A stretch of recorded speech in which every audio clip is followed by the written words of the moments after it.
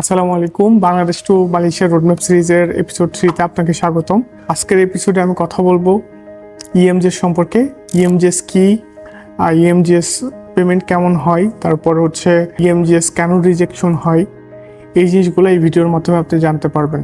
এবং পূর্বের এপিসোডে আমরা কথা বলেছিলাম অফার লেটার সম্পর্কে। সো অফার লেটার সম্পর্কে যদি আপনারা জানতে চান তাহলে আই বাটনে থাকা ভিডিওটা দেখতে পারেন অথবা ডেসক্রিপশন চেক করে আগের এপিসোডগুলো দেখে আসতে পারেন। এখন হচ্ছে বলি ইএমজিএস কি। ইএমজিএস হচ্ছে এডুকেশন মালয়েশিয়া গ্লোবাল সার্ভিস, যেটা মালয়েশিয়ার এডুকেশন মিনিস্ট্রির একটা অঙ্গ প্রতিষ্ঠান যারা ইন্টারন্যাশনাল স্টুডেন্টদের দেখভাল করে। তো ইএমজিএস আসলে ইএমজিএসের মাধ্যমে কি সুবিধা পাওয়া যায়। ইএমজিএসের মাধ্যমে আপনি বেশ কিছু সুবিধা পাবেন, যার মধ্যে আপনার যে স্টিকার ভিসা হয়, যেটা হচ্ছে ভিসা পাস বলে, সেটা তার ইএমজিএস দেখে। পাশাপাশি আপনার ইন্স্যুরেন্স বলেন, তারপর হচ্ছে ইউনিভার্সিটিতে আসার পর যে আপনার মেডিকেল করতে হয়, মেডিকেল স্ক্রিনিংয়ের যে ব্যাপারটা থাকে, তাদের বিভিন্ন পার্টনার থাকে যেমন ইথিকা। সো এদের মাধ্যমে এই সকল বিষয় কিন্তু ইএমজিএস হ্যান্ডেল করে। ঠিক আছে, একজন মালয়েশিয়াতে যে সকল স্টুডেন্ট আসে উচ্চশিক্ষার জন্য তাদেরকে কিন্তু দেখাশোনা করে বা তাদের এই বিষয়গুলো দেখাশোনা করে। এখন প্রশ্ন আসতে পারে যে ইএমজিএস আসলে কখন রিজেক্ট হয়। ইএমজিএস বিভিন্ন কারণে রিজেক্ট হতে পারে। এটা 15%-এও রিজেক্ট হতে পারে এবং হচ্ছে 35%-এও রিজেক্ট হতে পারে। তবে বেশিরভাগ সময়ই আপনার 35%-এ রিজেক্ট হয়। কি কারণে রিজেক্ট হয় এটা জানতে হলে ভিডিওটা শেষ পর্যন্ত দেখতে থাকুন। এখন আসি যে হচ্ছে ইএমজিএস আসলে বললাম শুরুর দিকে যে ইএমজিএসের ফুল ফর্ম হচ্ছে এডুকেশন মালয়েশিয়া গ্লোবাল সার্ভিস। ইএমজিএসের মাধ্যমে কি সুবিধা পাওয়া যায় সেটা তো কিছুক্ষণ আগে জানলেনই। এখন আসি যে ইএমজিএস আপনি কীভাবে পেমেন্ট করতে পারবেন এবং ইএমজিএস পেমেন্ট কত হয়। এটা এক্স্যাক্ট অ্যামাউন্ট বলা মুশকিল, তবে এটা ইউনিভার্সিটি অনুযায়ী ভ্যারি করে। কিছু ইউনিভার্সিটিতে 3000 রিঙ্গিত, কিছু ইউনিভার্সিটিতে 3250 রিঙ্গিত। সো এটা কিন্তু ইউনিভার্সিটির উপর ডিপেন্ড করে। তবে এই ইএমজিএস হচ্ছে আপনার 2700 বা 2500 রিঙ্গিত থেকে মোটামুটি 4000 বা 4500 রিঙ্গিতের ভেতরে থাকে, যেটা বাংলাদেশি টাকায় 1 লাখ টাকা থেকে 1.5 লাখ টাকার মধ্যে বলতে পারেন।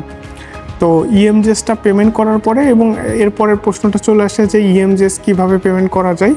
ইএমজিএস চাইলে আপনি 3ভাবে পেমেন্ট করতে পারেন। 1 নাম্বার হচ্ছে আপনি ডিরেক্ট ইউনিভার্সিটির ব্যাঙ্ক অ্যাকাউন্টে আপনার অফার লেটারে যেই ব্যাঙ্ক ডিটেলসটা লেখা থাকবে সেই ব্যাঙ্ক অ্যাকাউন্টে আপনি কিন্তু পেমেন্ট করতে পারেন। সেকেন্ডলি যে বিষয়টা সেটা হচ্ছে যে আপনার যদি কোনো ফ্রেন্ড অথবা রিলেটিভ মালয়েশিয়াতে থেকে থাকে তাদের মাধ্যমে কিন্তু আপনি পেমেন্ট করতে পারেন। আর থার্ডলি যে ব্যাপারটা সেটা হচ্ছে যে আপনার যদি ফ্রেন্ড সার্কেলও না থাকে, আর যেহেতু আপনার ডিরেক্ট ইউনিভার্সিটিতে পেমেন্ট করা বাংলাদেশ থেকে একটু সময় সাপেক্ষ ব্যাপার হয়ে যায় অনেক সময়, তো সেক্ষেত্রে আপনি এজেন্সির থ্রুতে পেমেন্ট করতে পারেন। তবে যার মাধ্যমেই পেমেন্ট করেন না কেন, আপনার পেমেন্ট করার সময় রেফারেন্সে আপনার পাসপোর্ট নাম্বারটা অবশ্যই দিতে হবে এবং পেমেন্ট করার পরে রিসিপ্টটা আপনি কালেক্ট করবেন। ঠিক আছে, এখন হচ্ছে ইএমজিএস পেমেন্টের বিষয় তো গেল। ইএমজিএস অনলাইন হতে কতদিন লাগে? ইএমজিএস অনলাইন হতে নর্মালি 3 থেকে 5 দিন সময় লাগে। এর মধ্যেই ইএমজিএস অনলাইন হয়ে যায়। তবে ইএমজিএসের পার্সেন্টেজগুলো যদি আমি একটু ভেঙে বলি, এটা 0% থেকে শুরু হয়, তারপর হচ্ছে 5% হয়, এরপরে 15%, 20%, 32%, 35%। 32% যখন হয় তখন আপনি কিন্তু ইএমজিএস থেকে ইএমজিএস অ্যাপ্রুভাল লেটারটা পাবেন এবং 35% যখন হবে তখন আপনি হচ্ছে ইভ্যাল পাবেন, যেটা ভিসা অ্যাপ্রুভাল লেটার। এবং 70% হওয়ার পর আপনি ই ভিসার জন্য আবেদন করবেন। ই ভিসা সংক্রান্ত এপিসোড কিন্তু আমাদের সামনে আসছে এই প্লেলিস্টে। সো ততক্ষণ পর্যন্ত সাবস্ক্রাইব করে সাথেই থাকুন আর বেল আইকনটা প্রেস করতে ভুলবেন না, কারণ আমরা ভিডিও পাবলিশ করার সাথে সাথেই আপনার কাছে নোটিফিকেশন চলে যাবে। এখন হচ্ছে কথা হলো যে ইএমজিএস তো কতদিন লাগবে সেটা জানলেন, বা কোনটার পরে কি হয় সেটাও জানলেন। আর এখন আসি হচ্ছে আপনি 70% যখন হয়ে যাবে তখন ভিসা অ্যাপ্লাই করতে পারবেন।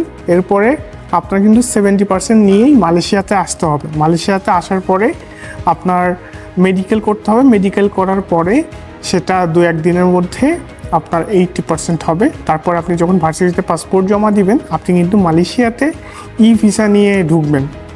সো ই ভিসা নিয়ে ঢোকার পর যখন আপনি আপনার পাসপোর্টটা সাবমিশন করবেন ভার্সিটিতে মেডিকেল করার পরে, তখন তারা ভার্সিটি ইমিগ্রেশনে হচ্ছে আপনার পাসপোর্টটা পাঠাবে স্টিকার ভিসার জন্য, যেটা স্টুডেন্ট পাস বলে। স্টিকার ভিসার জন্য পাঠানোর পরে মোটামুটি 2 থেকে 3 সপ্তাহের মধ্যে আপনার ভিসাটা লেগে যাবে, এবং ভিসাটা কমপ্লিট হওয়ার পরে যখন ভার্সিটিতে আপনার পাসপোর্টটা আবার ব্যাক আসবে, তখন কিন্তু EMGS 100% হয়ে যায়।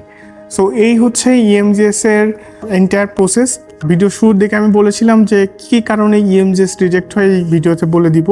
সো যেই কারণে মূলত EMGS রিজেক্ট হয় সেটা হচ্ছে যে আপনার যদি কোনো ইনফরমেশন ভুল থাকে, বা আপনার রেজাল্ট যেটা ফিজিক্যাল রেজাল্ট বা স্ক্যান কপি দিয়েছেন সেটার সাথে যদি অনলাইন ভার্সনে যদি মিল না থাকে, সেক্ষেত্রে রিজেকশনের চান্স থাকে বা রিজেক্ট হয়, অথবা হলুদ হয়ে যায় EMGS, যেটা হোল্ড অবস্থায় থাকে। যখন সংশোধন করবেন তখন কিন্তু হচ্ছে আপনার EMGSটা আবার গ্রিন হয়ে যাবে। হ্যাঁ, এছাড়া যদি ভার্সিটির লাইসেন্সজনিত কোনো কারণ থাকে, সেক্ষেত্রে EMGS রিজেক্ট হতে পারে। এছাড়া বেশ কিছু কারণ আছে EMGS রিজেক্ট হওয়ার কারণ, যখন আপনার বিশেষ করে ডকুমেন্টজনিত কারণে এবং ভার্সিটি লাইসেন্সজনিত কারণে EMGSটা রিজেক্ট হয়ে যায়।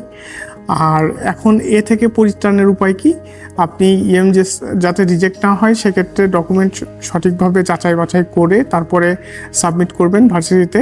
আর সেকেন্ডলি হচ্ছে খোঁজ খবর নিয়ে যে কোন ভার্সিটির লাইসেন্স ঠিক আছে, KDN ইস্যু নাই, এই সকল খোঁজ খবর নিয়ে তারপরে আপনি অ্যাপ্লাই করবেন ভার্সিটিতে। এই ক্ষেত্রে কিন্তু স্টাডি এশিয়া কনসালটেন্সি আপনাকে দারুণভাবে হেল্প করতে পারে, কারণ আমরা হচ্ছে লেটেস্ট আপডেট, যেহেতু আমরা আমাদের টিম মালয়েশিয়াতে থাকে, সো সেক্ষেত্রে আমরা লেটেস্ট আপডেট জানি যে কোন ইউনিভার্সিটি কখন অ্যাডমিশন স্মুথ চলছে কিনা, বা হচ্ছে বন্ধ আছে কিনা, অ্যাডমিশন অফ আছে কিনা, এই জিনিসগুলো যাচাই বাছাই করার পরে আমরা কিন্তু স্টুডেন্টদেরকে ভার্সিটি সাজেস্ট করি। হ্যাঁ, সো এটাই হচ্ছে মূলত এই ভিডিওর ইনফরমেশনগুলো, এগুলাই দেওয়ার ছিল। আশা করি ভিডিওটা আপনাদের উপকারে আসবে। যদি উপকারে আসে অবশ্যই কমেন্টে জানাবেন কেমন লাগছে, আর আমাদের সাথেই থাকুন সাবস্ক্রাইব করে। এরপরের এপিসোড দেখতে আমাদের সাথেই থাকুন। ওয়েট, আরেকটা খুব ইম্পর্টেন্ট বিষয় কিন্তু জানাতে চাই, সেটা হচ্ছে EMGS অনেকে জানতে চায় যে এটা রিফান্ডেবল নাকি নন রিফান্ডেবল।